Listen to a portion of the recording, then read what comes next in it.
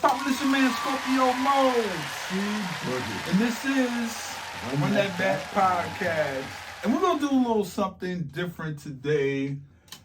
Oh, man, we're going to go into this great debate about Mr. Michael Jackson's albums. Two albums in particular that kind of sparked dialogue between people about which was the better album. And today, those two albums would be Off the Wall versus or up against, or which is better than Thriller. You know what? We talked earlier. I still didn't even ask your opinion, but that's the thing. What is a better album? Off the Wall by Michael Jackson or Thriller by Michael Jackson? Both produced by Mr. Quincy Jones in different time spaces. So sonically, they are different. But what is the better album? Now, we're not talking about sales, because I know a lot of y'all are going to get confused, and you're going to go rating the sales, and we kind of already know what that is. But this is just sonically your opinion, without the record sales. What do you feel was a better album? And we're just gonna dive into it, man. We ain't even gonna waste no time, man. Yeah. Let's just set up the time. Well, not even the timelines. Let's start with Off the Wall since it was first. What year? Off the Wall was released August 10th, 1979. It peaked at number 3 on the Billboard Top LP and Tapes chart, and number 1 on the Billboard R&B Albums chart. Thriller, that was released November 29th, 1982. So in a whole new decade, it reached number 1 on Billboard Top LPs and Tapes chart, February of 83. At one point in time, let me say this first. Off the Wall ended up selling over 9 million records. At one point, Thriller sold 1 million copies worldwide a week at its peak. This nigga was going platinum. At its peak, Thriller was going platinum. So that was probably in late 83, early 84. That was you are correct. Thriller was the best-selling album in the United States in 1983 and 1984, making it the first album to be the best-selling album. And came out in two. And mind you, it came out in late 90. I mean, it came out 82. November of 82. So, jeez. So I remember hearing at one point that they said at least every household in the world had Thriller. The world, my nigga. The world. Man. That's crazy. Even today's, if you look at it in today's landscape, that is crazy that one person, my album, is in somebody's house. Yeah. Damn near everybody's house. Yeah. At one point in time. It's like an iPhone. There you go. You know what I'm saying? Like, just look at it like that. How many people have the iPhone? That's how many people, like, think about it. It's something that, But here's the thing, though. That's on sales, right? So, yeah. But sonically, like, this is where, because that's always going to be debate for the Thriller people is, and I'm not gonna lie, it's not an easy thing to overlook. You know what I'm saying? I get it. But I want to talk strictly what was the better album sonically, not sales. And so you got 1979 Off the Wall. So we're exiting disco, right? So let's just say it came out in 79. It's probably recorded in 78, right? So, Saturday Night's Fever's Past, which was even dated when that came out. You know what I'm saying? Disco itself was basically out the door. The whole disco sucks thing, and they had this thing in Chicago where they burn the. It was a whole movement because it got so commercialized and Yeah, disco, Ethel Merman doing disco records. This is how wild and just it got out of. You know, it was a lot of TV shows. There's Fever. You know, Solid Gold. But you know, celebrities coming up there being the judges, kind of like American Idol for dancers. Yes. And they would have 3 celebrity judges, and people would come out there. Danny Terrio was the host, who was the choreographer for John Travolta, in the which I went to go see. Saturday Night Fever, by the way. Me, my 2 sisters, and their 2 best friends. And we went to go, I ain't gonna lie, man. I thought I'm not even gonna tell this story. I'm not even gonna tell this. You might not respect me. But just say, I thought John Travolta was cool. But, I mean, but you gotta look at it back then. He was on Welcome Back, Kotter. He was a sweat hog. You know what I'm saying? So it's like, whatever. No, but it was the walk in the beginning. Walking, okay. When he's walking down the street, slice a pizza, he looks at the shoes, he tries to holler. He's on his way to work. And he's looking both ways. He got this cool walk about himself. I thought he was cool. I tried to imitate that walk when we tried to walk out the movie theater. Stop. See what I'm saying? Stop while you're ahead. I was a kid. I was like, came out in 70 something. So I was like 6 years old. Anyway, but we're coming out of disco, but the you know, so the sound is still disco-ish. It's upbeat, it's dancing, it's synthesized, it's, you know, we're spoke about Gloria Gaynor earlier off camera. Yeah. We're in this space, Peaches and Herb. It's very 70 cocaine-ish.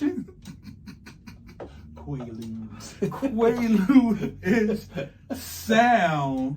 And then we step into, I'm just describing each sound of the album, by the way. So now we go into another Quincy Jones production, right? And now it's more poppy, more universally digestible for another audience. Like cool pop, baseline driven, and the thing to me that pushes this album over, which they didn't do on Off the Wall, which it didn't exist, was the MTV portion of it. Exactly. I think that's Michael Jackson's marriage with MTV. I think to me was the big catalyst to really set. That's the reason why I did the numbers. To me, had they had that in Off the Wall, I think we would have got, I don't know if it would have been same results, but we would have got better. It would have did better than, you said 9 million, 8 million? 9 million. Now, I think it would have did over that because we had visuals to match. I did see a video for Off the Wall doing the research on this. Lady in My Life. Don't watch that video. This nigga look, I don't know who, somebody need to be fired for that shit. Beautiful song though, beautiful song. But videos have it, Michael Jackson was, once again, involved in the evolution of video. And it's been proven with Billie Jean and so on and so forth. So I think that was the biggest difference. It catered to more of a pop audience because we had visuals and we had a platform to display them on. I think timing is the biggest factor here because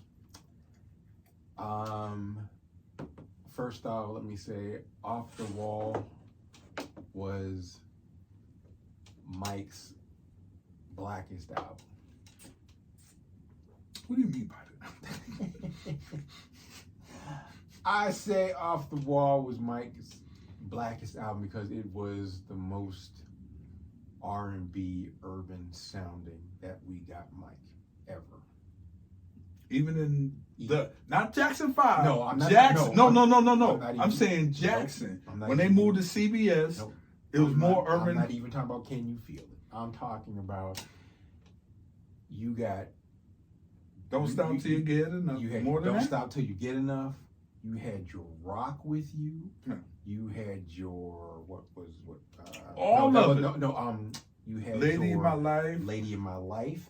And then you had your... What's the name on the dance? Listen. You had Working Day and Night. I ain't trying to figure out, was he complaining in that song? Bitch, you got me working. I'm trying to figure. When I was listening to it, I was like, is he singing he has a problem with, look, you got me doing all this, and you ain't trying to give me nothing, but I'm working day and night. That's what I took. I didn't take it. I think he was just singing that you got me working day and night. Sound like he could play. Well, it depends on how you look at it. It could mean I'm like, tired of working day and night, or it's like, no, he said you got me. But how? And you ain't giving me none. I keep coming up. Give it to me, baby. That's the part 2 of it. You got me working. I don't know. Different artists. That's what I mean. And one of the blackest songs, I think, off the wall is "Get on the Floor." That was done with Louis Johnson from the Johnson Brothers. You can tell just from the bass line. That was, if you was on Soul Train, Quincy Jones introduced. If you was on Soul Train, my nigga, and you was a Soul Train dancer, and that came on, you was getting down. Right. You was jive talking, elbows out, pop locking. You was getting to it if you heard that song. But to me, the albums are day and night. Very, very has more. To me, it has more of a soul. Has more of a. Believe it or not, it's more Studio 54 than Thriller. Like Thriller to me is more. I don't know I'm trying to think of a parallel of what space it could be. Maybe American Bandstand. Maybe, I'm trying to think of a pair. It's definitely MTV, but MTV wasn't there. It was there. They were coming together as one because MTV premiered in 81. No, MTV came on in August 82. 82, right? So Mike's album came out in 82. So let's look at it like that, right? But here's what you have to think about. Like I said, with timing, you had Motown 25. It came out, 83? But he did no. Yeah, because he introduced Billie Jean. Billie Jean. But the album came out in 82, November of 82. Right. So maybe Motown 25, I believe, came out. Look it up. That maybe that following. Well, I'm pretty sure it was pre-recorded. Came out like a week later, something like that. 1983. See? Yeah, it came out in 1983. So that was after it dropped, March 25th of 1983. And here's a fun fact. People gotta keep in mind, they were no longer, Jackson 5 would no longer sound, a lot of people weren't, no longer signed, to Motown. And it was 25th year anniversary. Barry Gordy, Suzanne DePass called in a lot of favors. Mike had already left. Even once they left, they could not take the name Jackson 5 with them. Right. They signed to CBS and they were referred to as the Jacksons. Correct. Right? And added Randy. Correct. No problem. But as a favor to Barry, they asked, Suzanne DePass asked, and Mike agreed under one condition, and that one condition was to perform a new song, which was not on Motown. We got to keep that in mind. Correct. Which is like, you want them there, but it's like, yo, I'm allowing you promote. I would have asked for a check for CBS. It was like, yo, I'll do that, and I wouldn't even tell Mike. I'd be like, yo, I'm gonna need that. Yo, can y'all send me that's a commercial. That is true, but let's think about, you got to think about the time back then, right? Okay, so just real quickly. The Girl Is Mine was the first single released from Thriller. That was released on October 18th of 1982. Billie Jean wasn't released as a single until January 3rd of 1983, right? So Motown occurred in March of '83. Mind you, videos were not. We are burgeoning on music videos, as I stated, especially for a black artist on MTV. Right, and that was Rick James' complaint. As I stated, MTV was created in August of '82. So Mike is the singles out, and back then singles used to burn a little bit. Released in January. 2 months later, Motown 25 comes on, and then I'm not sure how long after Motown 25 the video for Billie Jean is released. It's got to be immediate, but that's what I mean about the check. Right, but you gotta come on now. But you have to think about this. You're thinking of getting a check from today's standard, not back then, because if you think about it, Mike is reinventing himself again. He reinvented himself as a solo artist with Off the Wall, right? Because you saw him on the album cover, suit, bow tie, fro, Off the Wall. It's Mike's first solo offering as a young adult, right? So then that didn't do as big as he wanted to do, as he wanted it to do. He didn't. Off the Wall was a dud to him because he thought it should have been bigger. A dud to him? Listen to what I'm saying. It wasn't as big as he thought it was going to be. So I'm gonna go back in and I'm gonna do what I want to do.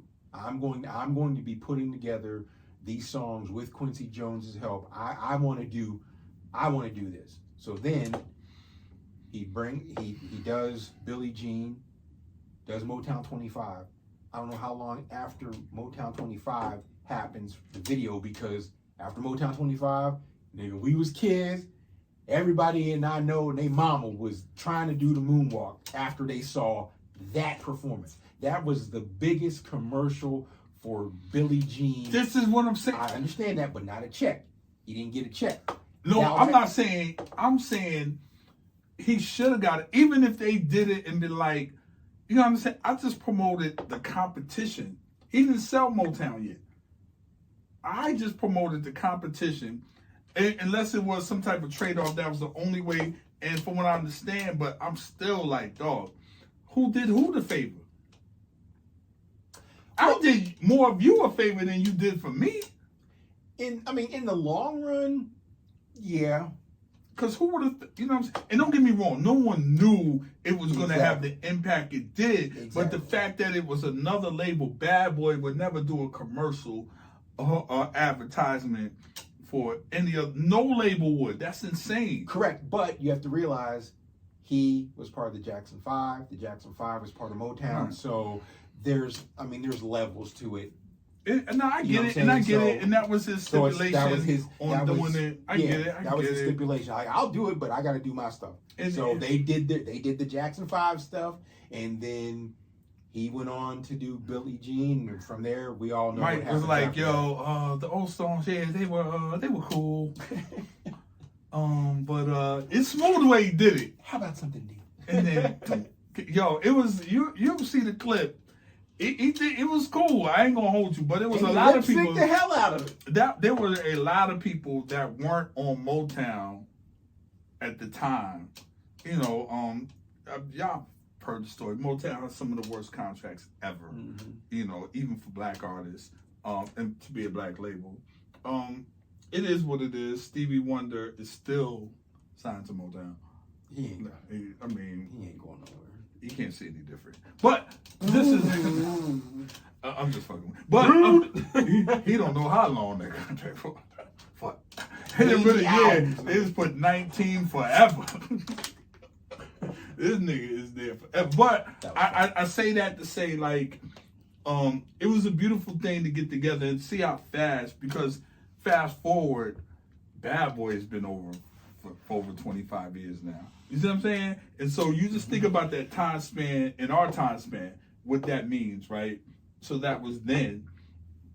So moving forward, I just think it was a blessing to get the opportunity, because you got to think about the last album. So we just kind of like the setups on both albums.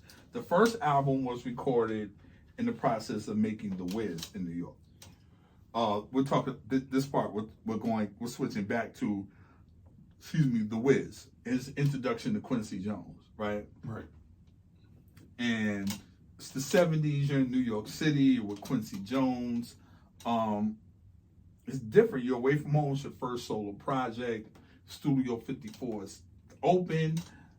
It's this energy that's in the air. Disco is fading in a sense, but it's still, you still go to Studio 54. They didn't shut down yet.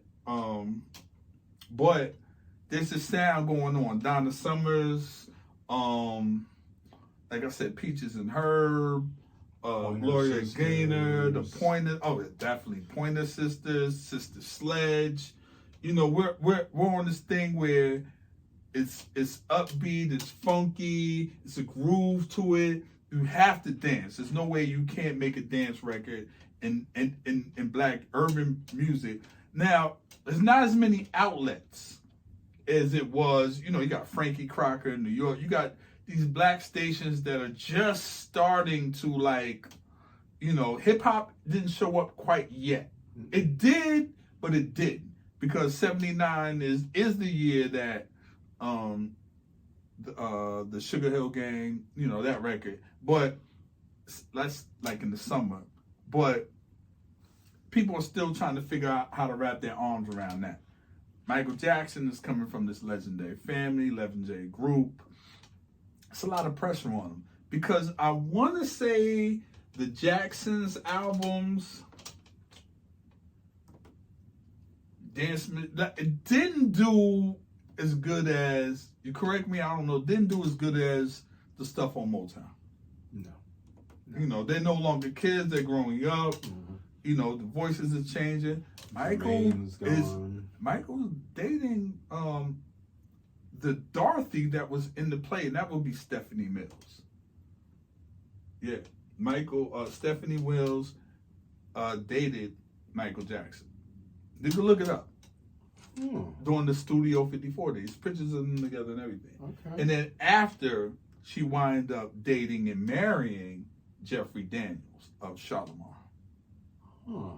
Which you can look that up as well. But they did date. According to Stephanie Mills, she has a proof, and she was like, Mike was cool. This is Studio 54 days. So, and she was the original Dorothy in the play, and the role was, from what I understand, offered to her. I was trying to give it to her, and the studio did not want Miss Ross, and they finagled their way in, and Motown got into it was a whole big thing.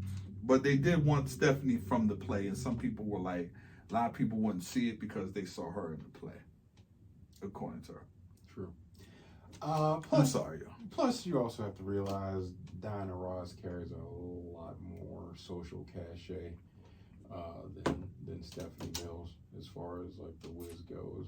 Well, maybe on the big screen. Yeah. But you got to remember, Stephanie Mills is coming in. She really pops right after that, though. You gotta I understand that, but we gotta remember, Diana Ross was in Lady Sing. Diana Ross has some. She's history. Diana Ross, right? She was part of Supreme. She's in Lady Sings the Blues, but solely too. Now you can't forget. I understand. You see what I'm saying? I understand that. Upside down. But what I'm saying is, from a film studio standpoint, could Stephanie Mills blow the house down vocally? Right. Yes. She could sing way better. But is it going to translate in acting and on the camera? But is the stage stuff going to translate to film? Right. And that's what I'm saying. But I guess that's my point. It's like Diana Ross has more of a cachet because, like I said, she was in Lady Sings the Blues. She was in Mahogany. So there's some recognition with Diana Ross being on the big screen. Gotcha. You get Diana Ross in The Wiz. That's a draw right there. Then you got Michael Jackson, the Scarecrow. That's getting. Well, not only that, but the height thing too. Right. Stephanie Mills is a short woman, beautiful woman, short. Diana Ross is tall, thin. Michael Jackson's tall, thin. Right. So on camera, it's a lot of elements to it. Right. So you're right. So when I said previously that Michael Jackson didn't, basically he was disappointed with the way that Off the Wall performed. It was because the Grammys overlooked Off the Wall as an album as far as nominations were concerned. Is that have you seen the video clip where Mike's in the crowd and it's Kool and the Gang singing Ladies Night, and Mike's in the crowd like singing along with it? I wonder if that's is that the Grammys? I'm not sure. I wonder if that's the Ladies Grammys. Night was out in 79 or 80. But 80 was that after? Because you gotta understand if when was his album, because it will determine what Grammy that was. The album came out in 79, so that means it would be the 80 Grammys. Would be the 80 Grammys.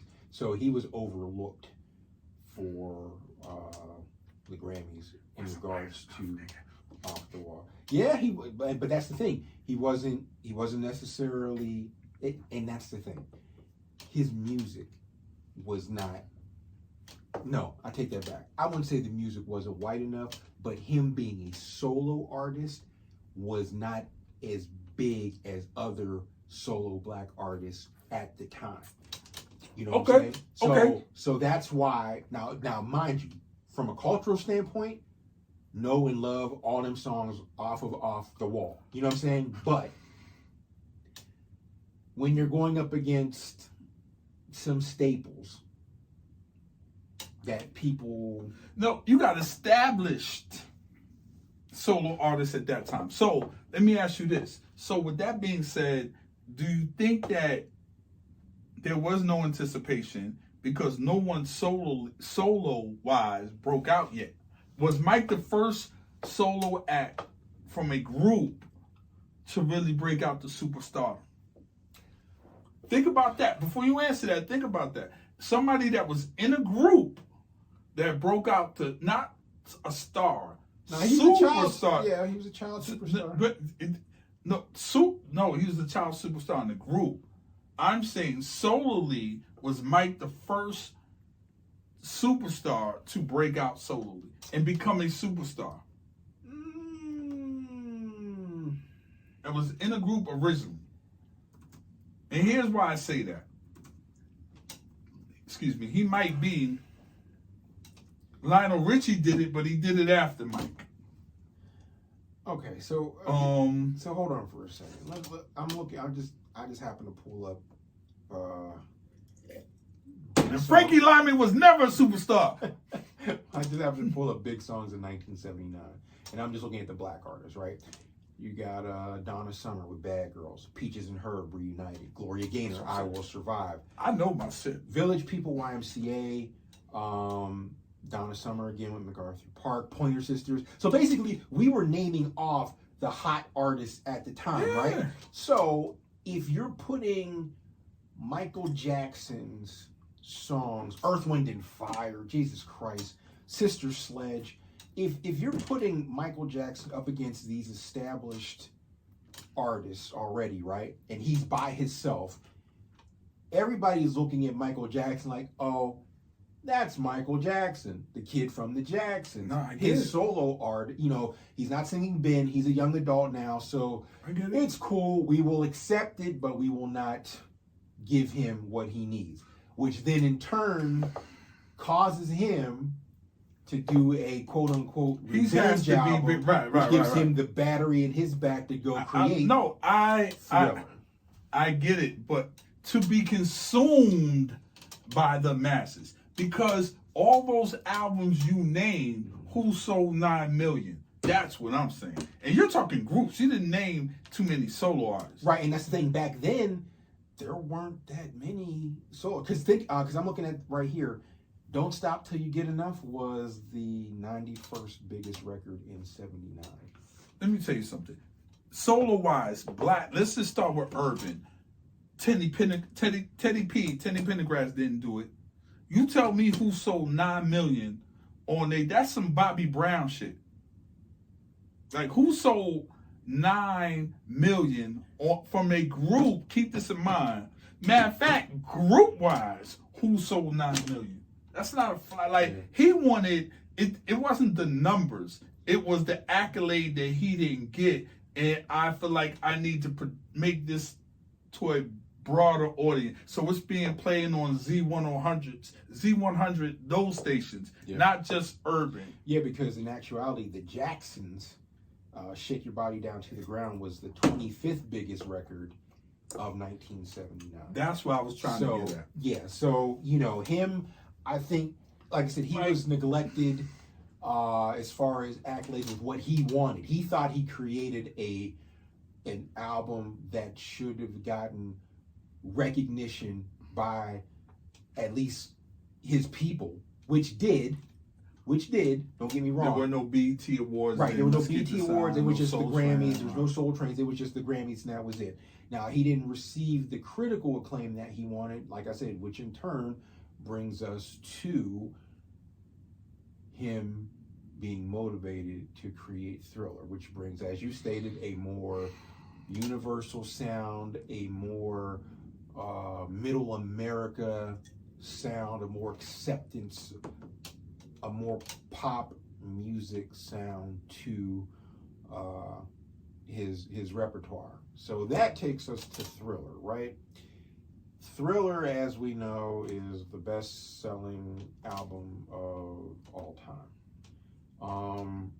And like I said before, timing, Motown 25, MTV, those visuals. But it didn't kick off until Motown 25, which was correct. 5 months later, something like that. From when the album was released in November, so December, January, February, March, 4 months later. But then, once you start doing music videos, the images last longer. So now, Billie Jean was released January 3rd, right? You know when the next single was released? Beat It was released on February 14th of 1983. Want to Be Starting Something was released May 9th of 1983. Human Nature was released July 4th. So now... But where's the videos to all those? Well, there's Billie Jean. Got that. There's Beat It. Got that. I don't believe there was a video for Want to Be Starting Something. Or Human Nature. Right. There wasn't a video for PYT. Then there was a video for Thriller. So here's the thing. Should have been a video. Now what I think happened was the album started gaining steam after the Motown 25. That video prolonged the hit of Billie Jean. Although they released, the single like Beat It a couple months later, and then after Billie Jean, you have the video for Beat It, which then prolongs that. So now you have Billie Jean. After Billie Jean, you got Beat It. Beat It was huge. It was even bigger than Billie Jean. That stayed in rotation on MTV. I couldn't even tell you for how. But do you think long? Sonically, because it's this new station that's playing a lot of pop rock, a lot of metal, that they incorporated the sounds to go with this new vehicle and platform, and that's the reason why the album went in the direction it went? Well, let's think about this. Billie Jean was a pop record, but ultimately that was a black sounding record, right? Who? Billie Jean. Just hear me out, because of the groove, because it comes on.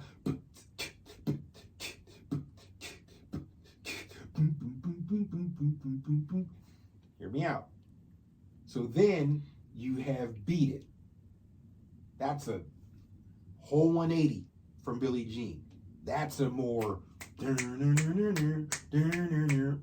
have the guitar in it. It's popish. Also, you have Eddie Van Halen playing guitar on it, right?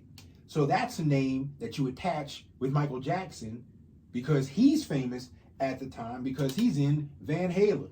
So you got you have a world famous rock band. Average person don't know that though. I knew that, but that was. What I'm saying is Eddie Van Halen was the guitarist of Van Halen, a very famous rock band. Their biggest record was Jump in 1984. There's a clip on. He talks about that session. He got called in. There's a clip. A clip. So we'll use it. He does Beat It, right? So then after Beat It, right? Wanna Be Starting Something goes back to an urban sound again. It goes back to an urban sound, right?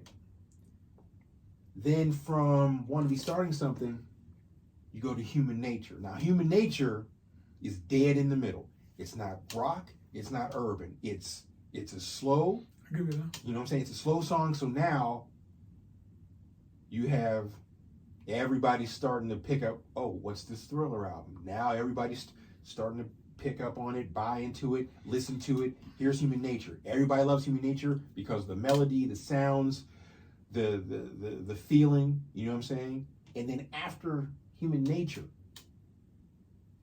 you go back to PYT. Urban. You know what I'm saying? So now I'm giving. So you saying they flip-flopping. He's playing tennis. Blacks, whites, blacks. So it's a whites. So you agree as a marketing strategy, pardon me. Definitely. And there wasn't one on Off the Wall. Right. Because what was Thriller on Epic? Because I know that I believe Off the Wall was on Epic, or was that the Jacksons? Off the Wall wasn't on Epic. Okay, so Off the Wall, Off the Wall was on Epic, and Thriller was on Epic as well. So, yeah, I mean, you have to think about it like this. It was Michael Jackson, Off the Wall was Michael Jackson's first solo album as a young man. They didn't know what it was going to be.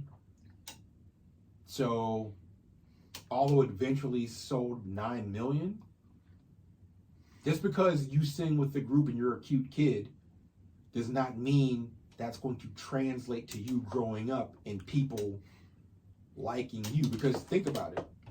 What's the difference between that and Don't Be Cruel? Because the reason why I say this, Bobby Brown had the outlet of MTV.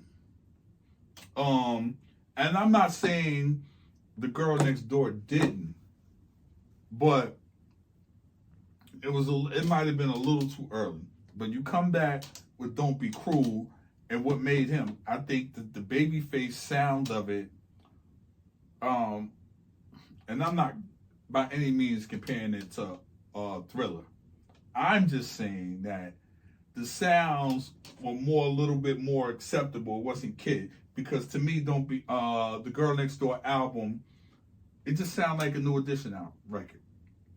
You know, but the other one didn't. So what I'm saying in this case was, he's coming from a group, and there is no MTV when he drops Off the Wall.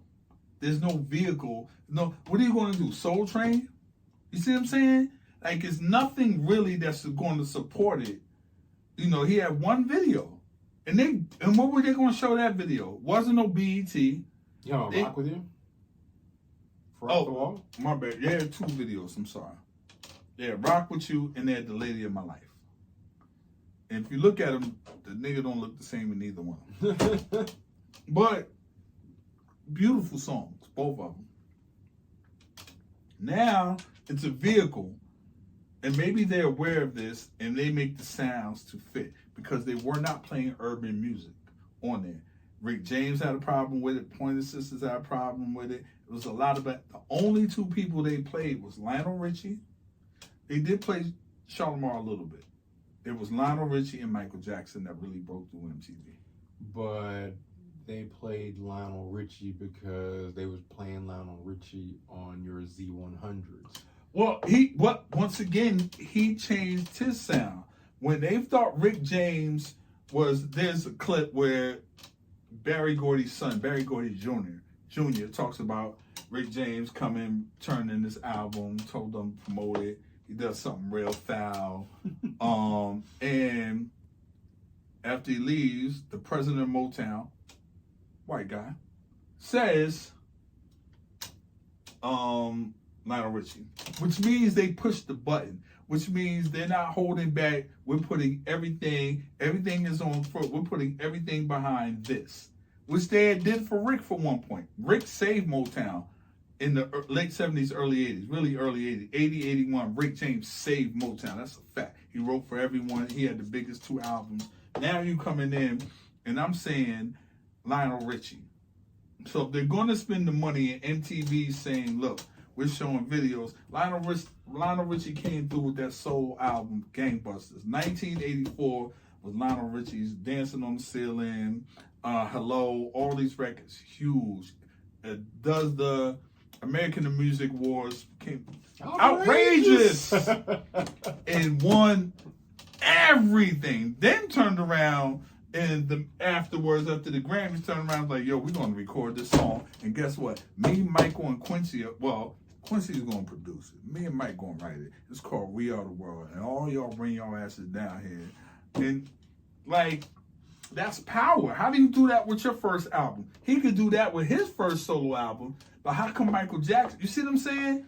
That's my point. I'm sorry I took a long. No, I mean, like I said, I just think there timing. That's why Thriller took off, because of timing. But obviously the whole, which is better. It doesn't mean that it's a better album. It's just that the timing of it, you know, like, we're just gonna get to it, man. My opinion. No, I want to know your opinion. Listen, because hold on for a second. Let's take this. Let's take this track by track, right? All right. So for Off the Wall, Don't Stop Till You Get Enough, right? Classic. Rock With You. Classic. The grooves. Just listen to the grooves. Working Day and Night. Classic. Get on the Floor. Classic. Off the Wall. Classic. The sound. Now, the only questionable song, Girlfriend. You're out your fucking mind. You're out of your mind. Hold on. He sound like he's snitching. Hold on. He sound like he's snitching. Don't get me wrong. Hold but on. sonically, it sounds good. But he is snitching. She's Out of My Life. Classic. The only, let's see. I Can't Help It. Stevie Wonder wrote that. Nah, you can hear it. All right, and then the last song, the last song. Oh, no, I'm sorry. It's The Falling in Love. That features Patty Austin, right? Every album to me, with every record, pardon me. Come on, man. And then Burn This Disco Out. Classic. So you got 10 songs. I just heard this album today, y'all. Again, what's 10 songs. The only song which I may question is Girlfriend. If I do and I don't, it's just because he's snitching on the record. He gonna tell a boyfriend that he messing with. I don't know where he get the nerve to do that. But sonically, that's it, right? Okay. So now we're gonna go to Thriller. Thriller has 2 less songs. No, I'm sorry, 1 less songs. Because back then, if you paid more than, a record company wasn't paying for more than 9 or 10 songs. Mm-hmm. All right, so Thriller, first song, Want to Be Starting Something. Good. Classic. Yes. Baby Be Mine. Yeah, I ain't gonna hold you. Man. That might be, now I'm gonna keep it 1,000 with you. Might be my favorite Michael Jackson record. Baby Be Mine? Baby Be Mine, the groove to it. Like, you can't, if you don't bob your head and tap your feet, something wrong with you. Hold on. The Girl Is Mine. That's a classic with Paul McCartney, right? Then you got Thriller. Gangbusters. Hold. A Thriller hot record without the video.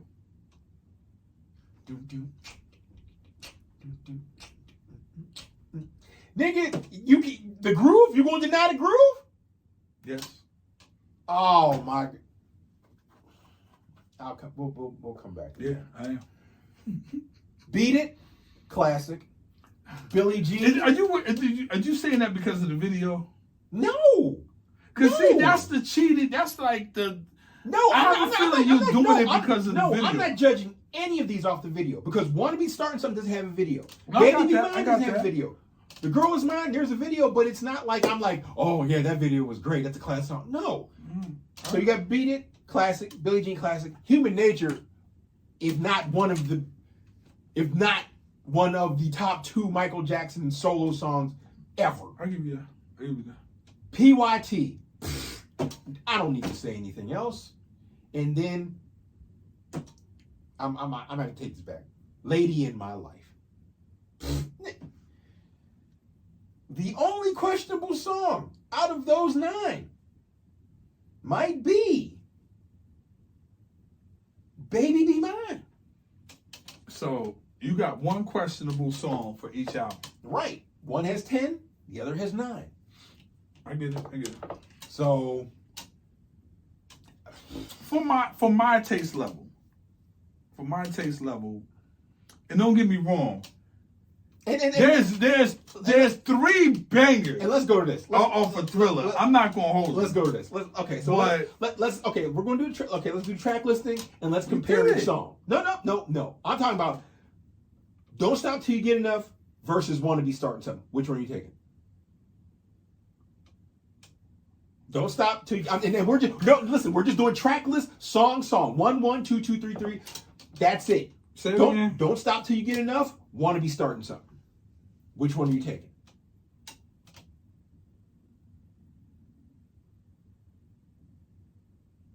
Damn, man, I ain't gonna hold you. That one right there is a hard one. Pause. I'm gonna go with tie. God, that's no. There's no tie. You gotta pick one.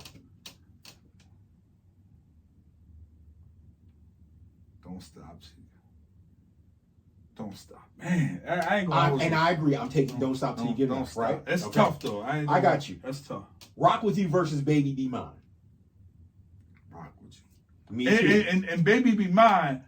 I ain't gonna hold you because I've been listening to that. A couple weeks ago. I was like, somebody had it in their playlist, and I was like, damn, this shit sound right. I hear you. Working Day and Night versus The Girl Is Mine. Oh, Working Day and Night. All right. Get On the Floor versus Thriller. Get on. See, hold on. We're get on the floor. We're going. I agree get with on the you. Floor. I agree with you. Off the Wall versus Beat It. Off the Wall. I'm gonna take Off the Wall as well. Girlfriend versus Billie Jean. Girlfriend. This is my taste. I'm taking Billie Jean. She's Out of My Life versus Human Nature. That's unfair. I'm gonna go with Human Nature. I'm gonna take Human Nature as well. I can't. I Can't Help It versus PYT. PYT.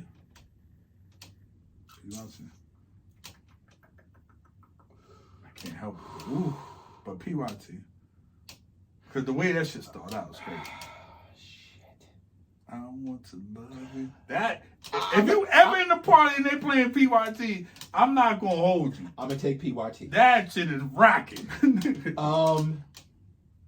It's the Falling in Love versus Lady in My Life. Oh, that's so unfair. That is so unfair.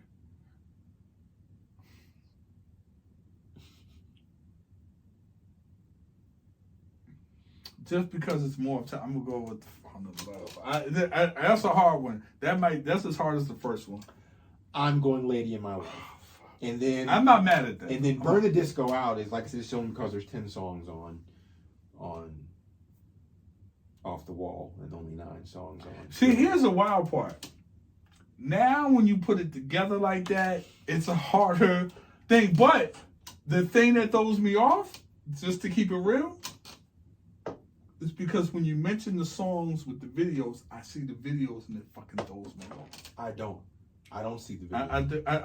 I see Mike's man with the beat it and him in fake fighting, and the videos is what throws me off. And just to be honest, it's a little bit more soulful than you think it is, but it's the imagery that throws you off. When you say the songs, I'm not as thrown off as the fillers or the songs that didn't make it to singles, pardon me. But it's the videos that throw us off.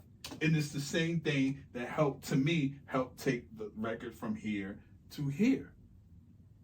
It's not the songs, it's the video.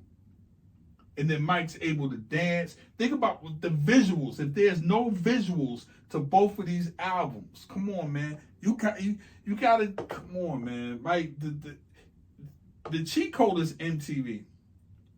It's come on, man. That was a tough one. I don't know what the ratio is or what we did it, but I ain't gonna lie. Hearing it and then playing the music in my head real quick, it's hard to not revert to the video. It's hard, but I think the video is what put it. And I said in the beginning, the videos is what helped it catapulted to out the stratosphere. I can't even say in the stratosphere. It's out the stratosphere. We're never going to see those numbers again.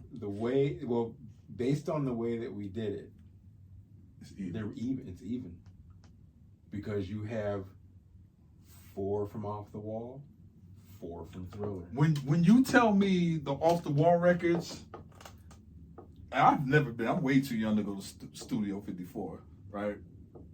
But I met my uncle and I'm getting dressed in that time period. Not going to Studio 54, but I remember him getting dressed, going to outfit, silk shirt buttoned up the hair, cologne, goofy ass shoes on, and all this shit. And only thing that comes to my mind is that energy, Village People, the time, the cocaine. And then when I think of the songs that you named off of Thriller, I can only think of the videos. And yeah, I can only. But you can only think of them because you got to think about it. Then you were a teenager. It was the greatest marketing tool in music ever.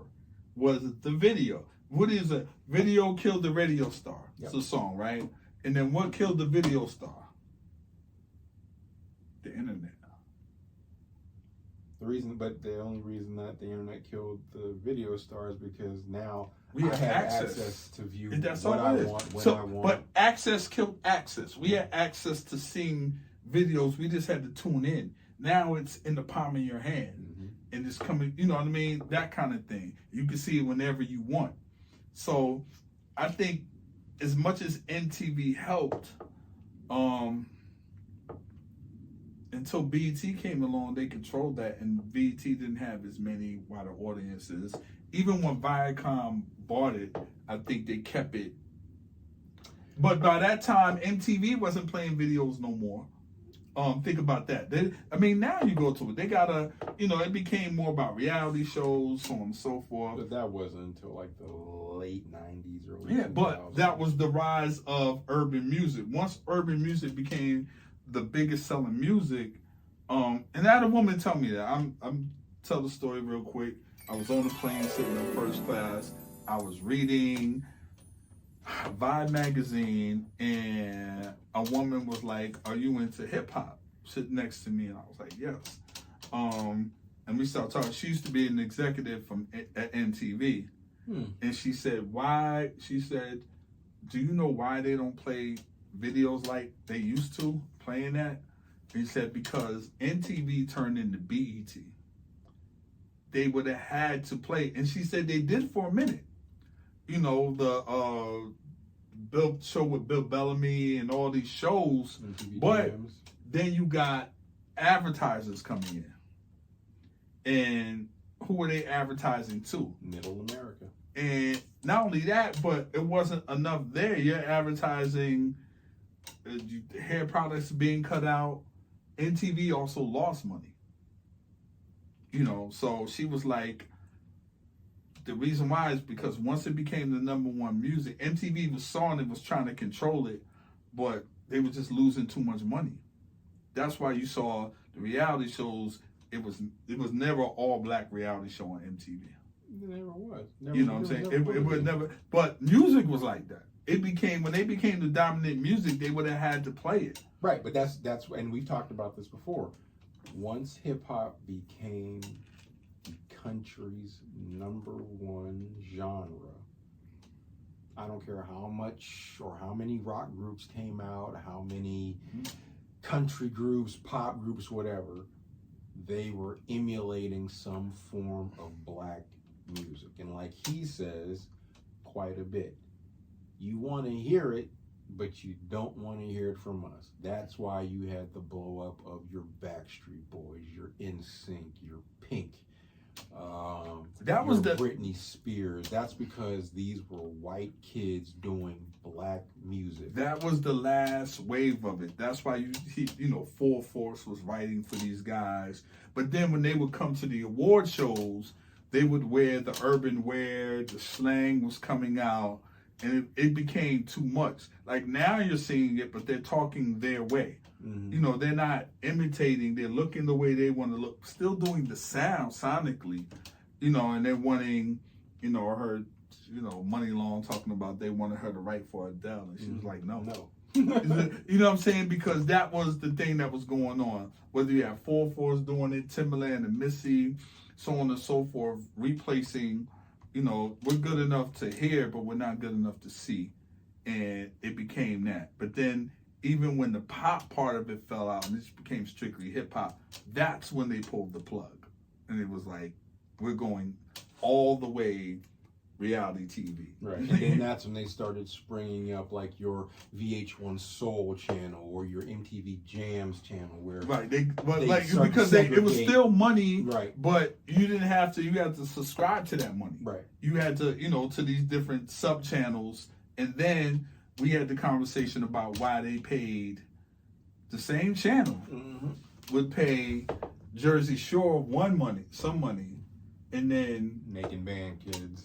Yeah, because they will put a middleman in as a producer, and now you pay. He's not going to pay them what they pay the MTV. It's a real business. But me personally, I am a off the wall guy.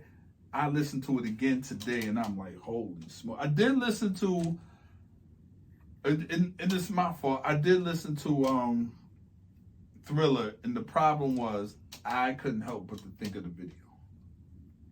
And it put me in that space, and it changed the way I listen to the music. And maybe that's on purpose. Maybe that is on purpose. If you halfway like the song, but you all the way like the video, then you all the way like the song. You see what I'm saying? Well, I mean, I think the video burns an image in your mind. Absolutely. So it's like with Off the Wall, you had your Don't Stop Till You Get Enough, and you had Rock With You. There was only two videos that you had off that. So all you know is just Mike dancing. You know what I'm saying? But let me ask you this: vocally now, like I'm just saying, what you said, the girl is mine, not the girl is mine. Don't stop till you get it. Mm-hmm. Close.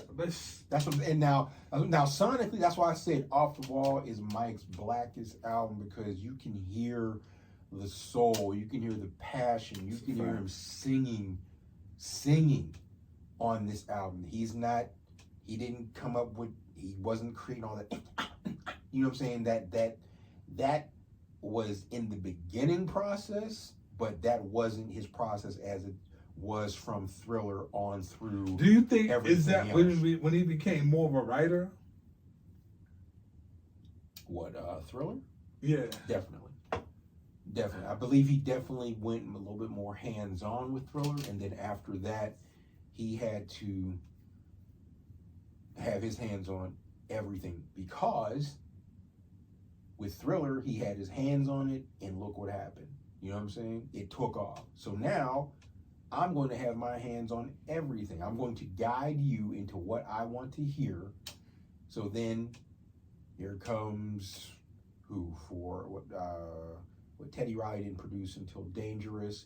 So then now you have the Bad album after that, and I know this is an Off the Wall Thriller, but you have the Bad album, and that was considered a flop to a degree, but anything's a flop after you sell 30 plus million records, so nothing will ever live up to Thriller. But Bad, now, we might have to come back to this, but some think Bad was a better album than Thriller. Fuck y'all.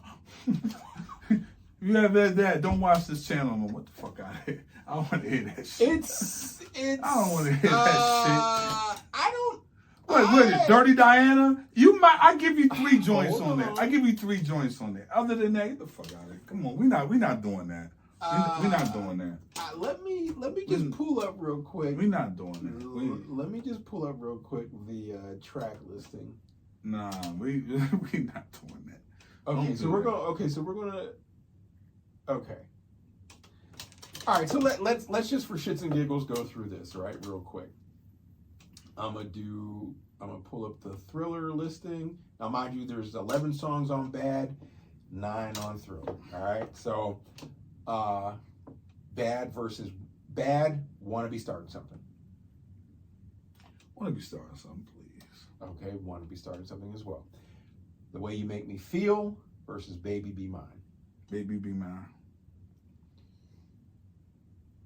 I'm gonna be fair. I'm being my taste. I'm gonna be fair. Thinking The Way You Make Me Feel. Speed Demon versus The Girl Is Mine. The Girl Is Mine. Girl Is Mine as well. Librarian Girl versus Thriller. Librarian Girl. I would do Librarian Girl as well. I'm gonna keep it real. Hell yeah, because Librarian Girl is probably probably the best song on that album. Top 3 in Mike Jack songs to me. It might be the best song on that Bad album. I mean, not Bad. Pardon me. Yo, you're right. Bad album. Yeah, Librarian Girl is so fucking dope. Anyway, 5 Just Good Friends featuring Stevie Wonder versus Beat It. I wasn't a big Beat It guy. I'll take Just Good Friends. I'll take Beat It. Another Part of Me, Billie Jean. Ooh, another part of me. I ain't gonna hold you. Another part of me. I ain't gonna hold you. Ooh, oh. Just another. Yo, the guitar lick alone is on that. Is fire. I ain't gonna hold you. I'm not gonna hold you. The guitar lick alone is fire. Ooh. Ooh. The guitar lick alone is bananas. Ooh. Oh my God. Another Part of Me, Billie Jean. Oh, ooh, now you know what? I did not anticipate this.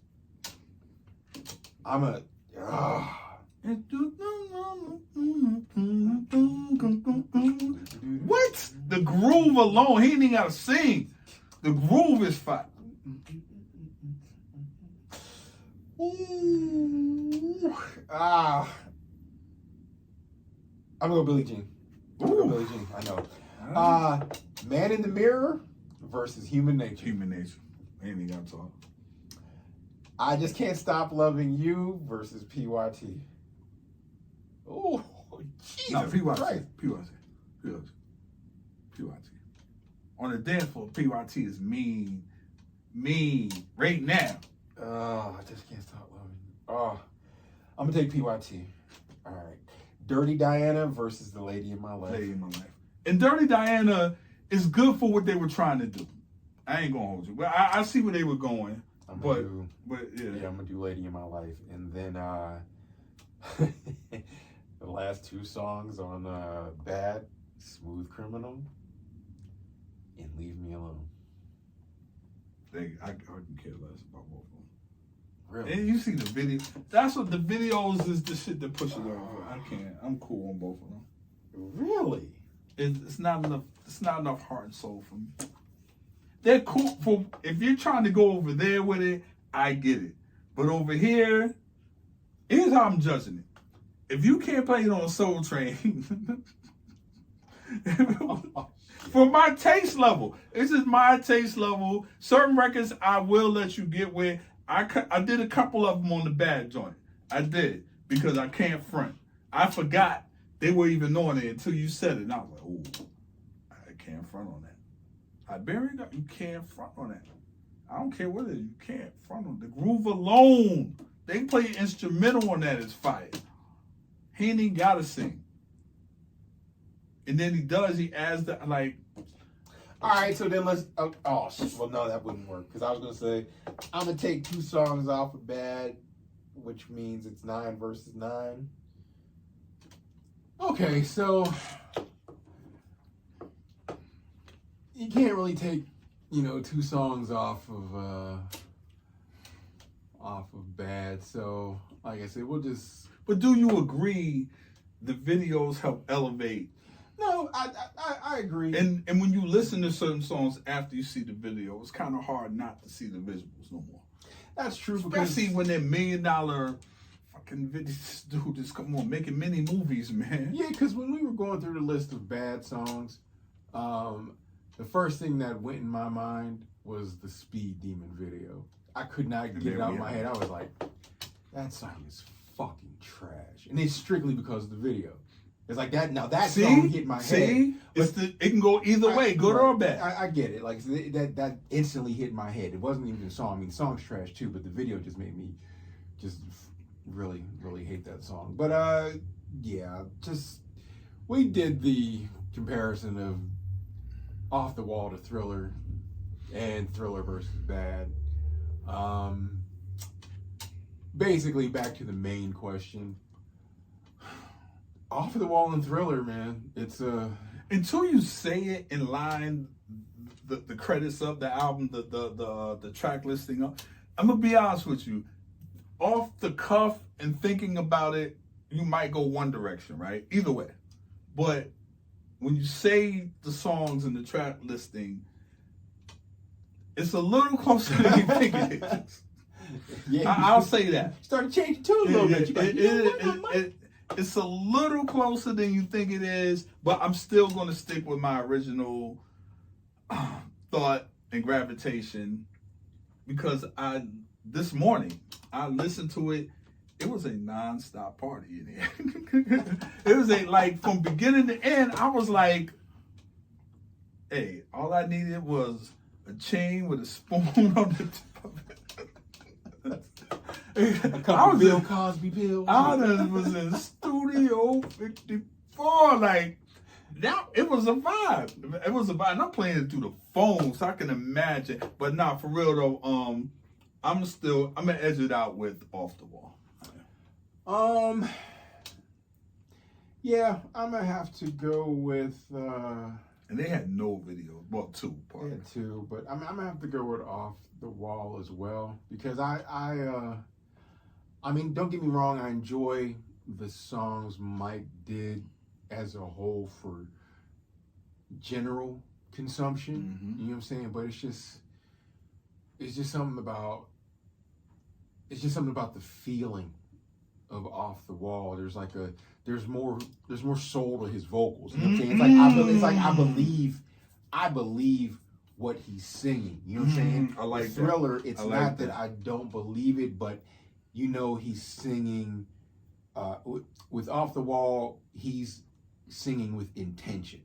You know what I'm saying? There's intentional singing on Off the Wall. With Thriller, it's like you can tell it's somewhat of a revenge album. It's like, I'm singing to pay you, motherfucker. For everything that I did not get, I'm going to get it this time. And I'm going to get it with Beat It. I'm going to get it with Human Nature. I'm going to get it.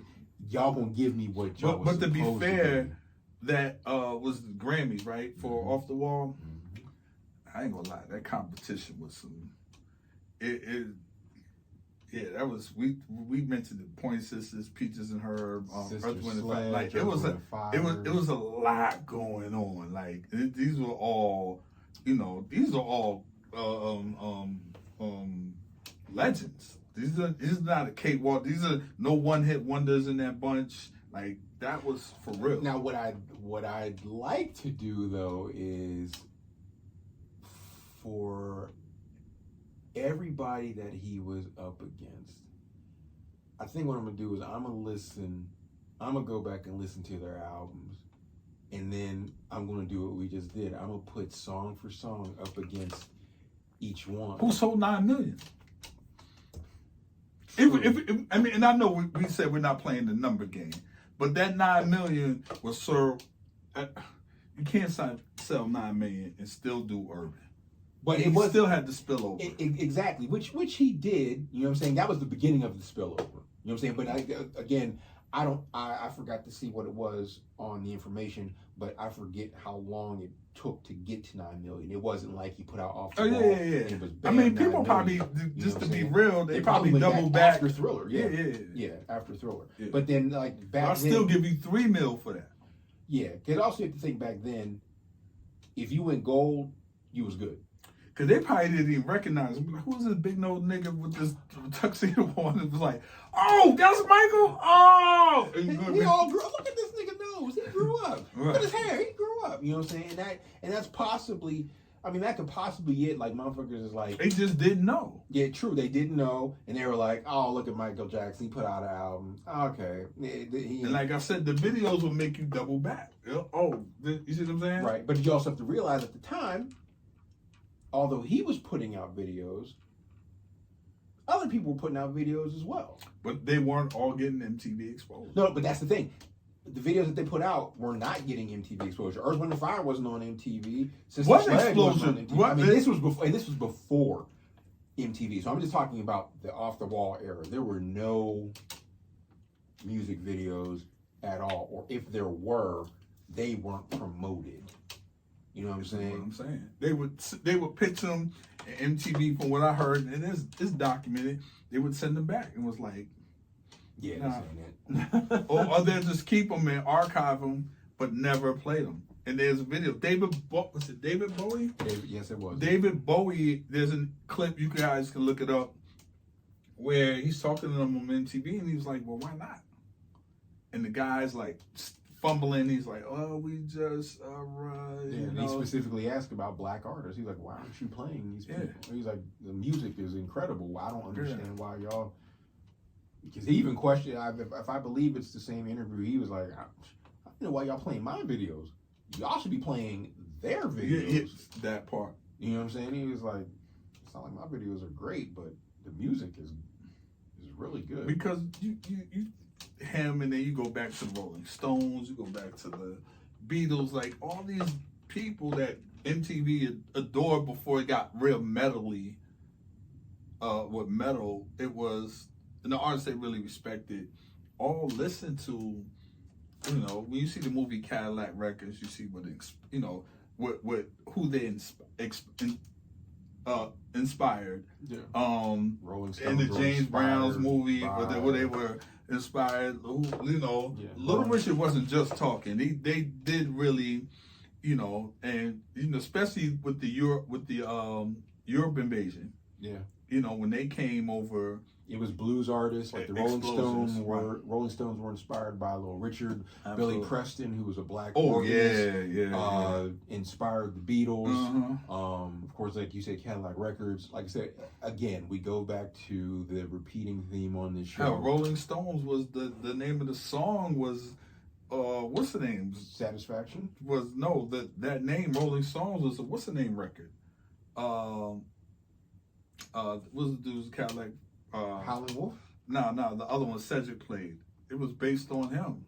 He had a record called. One of them had a record called Rolling Stone. That's where they got their name. Yeah.